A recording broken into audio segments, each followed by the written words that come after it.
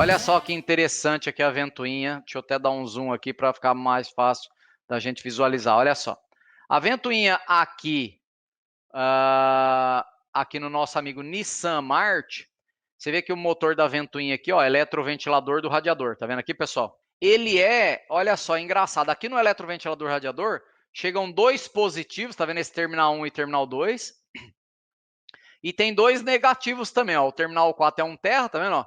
E o terminal 3, ele é 1 terra, mas esse terra, esse relé auxiliar do eletroventilador tem que acionar, aqui diz, ó, o relé localizado ao lado da bateria atrás do farol, né? Beleza. Então esse relé aqui, quando ele aciona, ele manda 1 terra para o terminal 3 aqui. Então essa ventoinha do Marte, uma característica interessante dela, né? Que tem outros veículos da Nissan também que é parecido. Normalmente a montadora, ela tem aquela arquitetura que ela gosta de usar, né? Mas aqui, como a gente está falando do Marte, né? Então ela tem dois positivos e dois negativos. Como é que funciona? Olha, quando chegar um positivo só e um negativo só, ela funciona na velocidade baixa.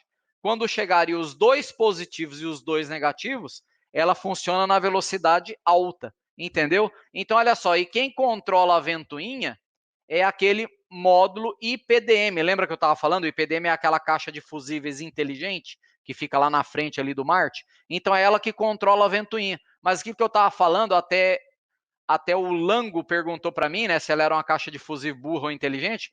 Então, ela é inteligente, o Lango. Olha só aqui, ó, respondendo aquela tua pergunta. Olha só, aqui eu tenho a unidade de comando motor, certo? Deixa eu aumentar aqui, olha só. Olha lá, ó. Eu tenho a unidade de comando motor aqui, né, a central de injeção, né? Você vê que o sensor de temperatura da água está ligado no módulo de injeção. Só que quem controla o motor da ventoinha é aquela caixa de fusíveis IPDM, né? Só que como é que o IPDM sabe em que velocidade, se ele vai acionar o relé do eletroventilador da baixa velocidade ou o relé da alta velocidade? Como é que ele sabe qual é que ele vai aterrar aqui para acionar o relé? Como é que ele sabe qual vai ser? Dependendo da temperatura que o sensor de temperatura disser que está. Ué, mas espera aí, como é que ele sabe qual é a temperatura? Pela rede CAN, pessoal, olha só aqui, ó, pela rede CAN, né? O módulo do motor é ligado via rede CAN à central IPDM. Então, como é que acontece? Então, aí como é que é a estratégia de controle, né, pessoal? A estratégia de controle. Olha só, tá vendo aqui que a gente tem aqui, ó, só explicando como é que funciona o diagrama do Autorier, né? Item 6, ventoinha, como é que ela funciona?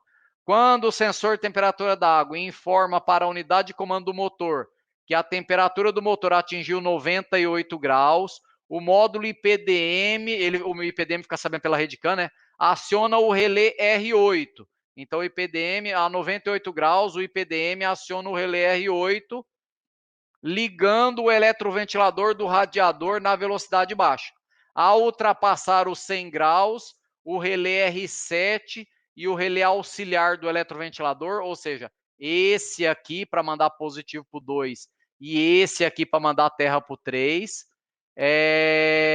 são acionados e o eletroventilador trabalha em velocidade máxima. Caso haja falha no sinal do sensor de temperatura da água, o sistema entra em modo de emergência e o eletroventilador permanece acionado em velocidade máxima. Olha só que interessante, se a unidade de comando morrer, a unidade de comando morreu, ela queimou, ela está sem alimentação. O que acontece com a ventoinha a hora que eu ligar a chave? O que você acha que acontece? Se a unidade de comando do motor morrer aqui, ou se eu desligar ela, desliga a unidade de comando do motor e ligo a chave, o que você acha que vai acontecer com a ventoinha?